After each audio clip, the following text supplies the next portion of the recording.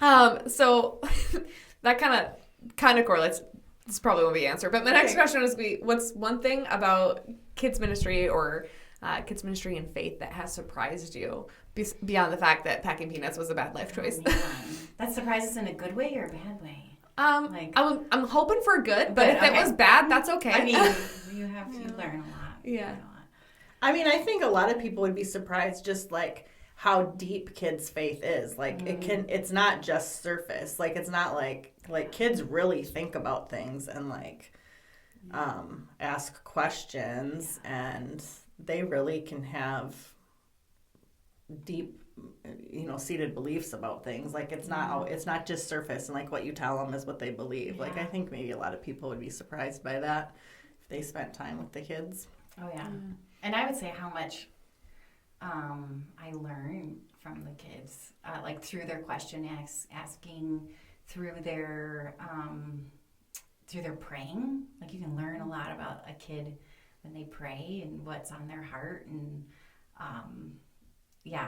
I think that even when they're worshiping, oh my goodness, I think that's my favorite time with the kids is sometimes they're just, I mean, some kids, they want nothing to do with worship because it just seems silly, but other kids, they are like raising hands unashamedly, and there's something when a room full of kids is worshiping. It's powerful. So I kind of like it better down at the kids area during worship than with the adults. I'm sorry, but they're a lot more loose, and they just are not afraid to dance for Jesus unhindered. Or worship. Yeah, unhindered.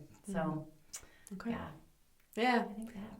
Well, that might be your answer to my next question as well. But my next question is what is a moment that you had while working kids ministry where you thought to yourself, yes, this is why I do this? Yeah, I would say worship. And it's every week. Yeah. It's that.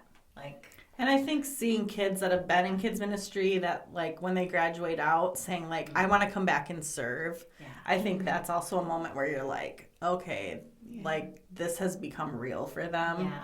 So I think outside your normal answers of like, salvations or when a kid wants to get baptized, but I think also just like that when you see them living it out, and then when you see them wanting to come back and serve, or I think those are the really cool moments. Yeah. They're like teaching what they've been learning. Yeah. You see them leading a group and explaining things to kids, and you're like, wow, that's when you go, this was worth it. Yeah. Okay.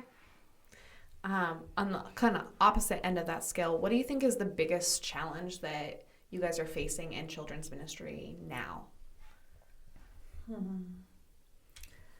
I don't know. I think families are so busy. Yeah. Okay.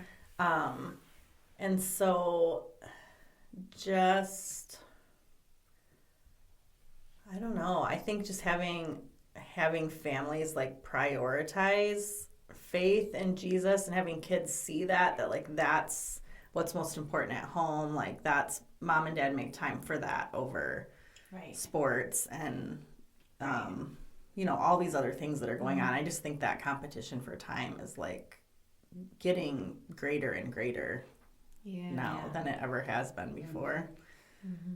Yeah, it is tough. I mean, parents are discipling their kids, whether it's being successful in life or how to be priority of sports or like they're discipling in whatever their lifestyle is. And so I mean, our whole curriculum is partnering with families and church to help kids have a lasting faith. And I think maybe just communicating with parents that we want to partner with them, and the resources that our curriculum has are phenomenal. And we have an app that parents can go on every week, and they can have prompting questions that we at church will emphasize teaching that coming weekend. So it almost like easily prepares like at the dinner table or when you're driving to soccer practice. Hey, ask these questions, or at bed when you're tucking them in, like, hey, ask this question because we're going to talk about it Sunday. So like start it at home, and then we'll emphasize it more. And we post those. We have Inspire Kids has a Facebook page, and we post those too. Like every Wednesday we say, okay, coming up on Sunday, this is the Bible story we're talking about. Here's questions you can ask. Start the conversation at home now, so that Sunday then we just like reiterate it, because parents have way more time with their kids than we do. And so it's great if it can start, if conversations start at home, and then by the time Sunday comes, we talk about it and they're like, oh yeah, my mom and dad told me that this week. And then that's just something, you know, that's just even stronger cemented in their minds too, because they're getting it from all the adults in their life. So yeah, that's fair.